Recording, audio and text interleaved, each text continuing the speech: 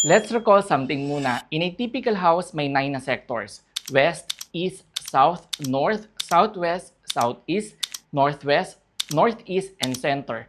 Each sector ay may flying star ngayong 2026. Magbabago ang posisyon nito. Kaya naman, if nararamdaman mo na hindi maganda ang kapalaran mo this 2026, first is to check the sector ng bahay dahil maaaring affected pala ng isang specific na inauspicious feng shui flying star at ito ay hindi maganda. Pero don't worry dahil may ibabahagi ako sa inyong feng shui cure na all-in-one pangontra para sa malas ng flying stars na ito. Ito ang 2026 Hotu Plate Enhancer with Qilin.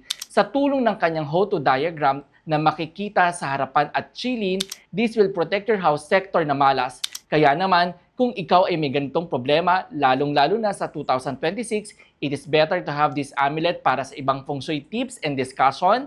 Join and visit our official Facebook community, Kapakbet Community. Master Michael here, simplifying feng shui for everyone.